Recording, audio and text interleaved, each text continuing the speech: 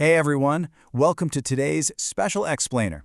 Today, we're mastering a truly inspiring topic.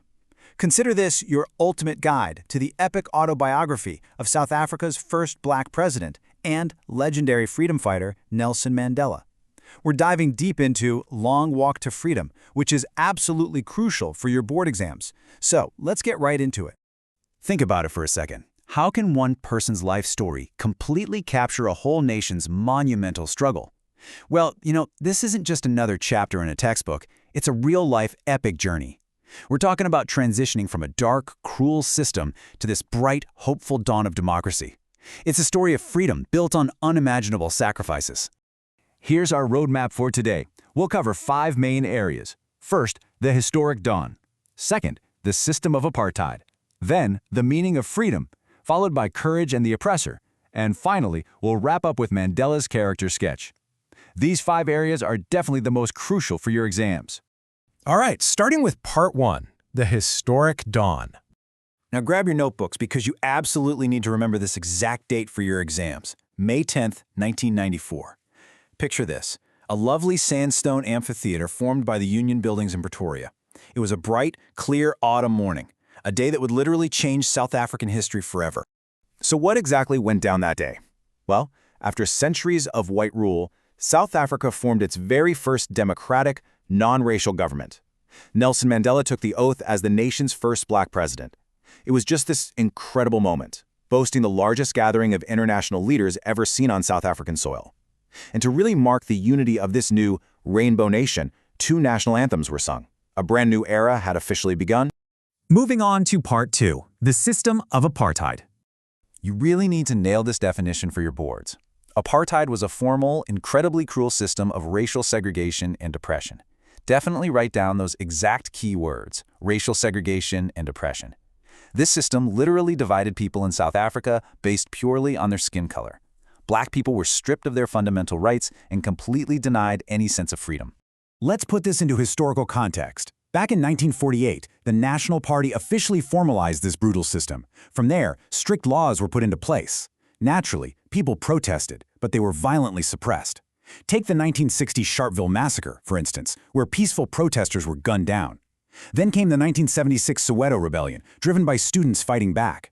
Finally, after decades of relentless struggle and mounting international pressure, the first multiracial democratic elections were held in 1994. Throughout all this extreme oppression, the African National Congress, or ANC, stepped up to lead the resistance. They organized massive strikes and campaigns of civil disobedience. And decades of such harsh oppression ended up producing some truly great patriots. Alongside Mandela, leaders of extraordinary courage and wisdom emerged.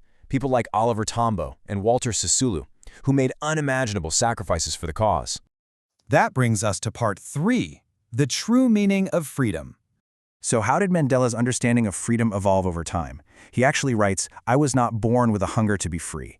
As a kid, he thought freedom just meant playing in the fields or going to school freely. Just basic childhood stuff, right? But later, as a young student and lawyer, his definition shifted to living with dignity and earning respect. Ultimately, as an adult seeing his people suffer, it hit him. His personal freedom was totally incomplete without the freedom of everyone else."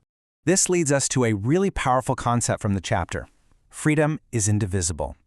The deep meaning here is that you simply can't divide freedom. If even one person is in chains, nobody is truly free. His own personal hunger for freedom grew exponentially once he fully grasped that his fellow people were being oppressed. Next up is Part 4, Courage and the Oppressor. Heads up, direct board exam questions love this quote. Mandela says, "The brave man is not he who does not feel afraid, but he who conquers that fear." Courage doesn't mean you don't get scared. Courage means controlling that fear, triumphing over it. Look, everybody feels fear, but the truly brave person is the one who actively conquers it. Mandela had this incredibly profound realization. The oppressed, the ones suffering under the system, are obviously robbed of their freedom. But what about the oppressor, the one inflicting the cruelty? Mandela argued they are robbed of their humanity. Anyone who takes away someone else's freedom becomes a prisoner of hatred themselves. He firmly believed that both the oppressed and the oppressor desperately needed to be liberated. And finally, Part 5, Mandela's character sketch. 27. That's 27 years Nelson Mandela spent behind bars. It's not just a number on a page. It really underscores the immense, heart-wrenching personal sacrifice he made during his long walk to freedom. When you're writing his character sketch for your exam, make sure you use these exact phrases. Nelson Mandela was brave, determined, and a man who conquered fear. He was a selfless leader who actively joined the African National Congress. He believed firmly in absolute equality and human justice. And perhaps most importantly, he was ready to sacrifice his own personal life and family comforts just to see his nation free. So the secret to acing this topic is mastering these core takeaways. If you understand these key themes and focus areas, your success is pretty much guaranteed.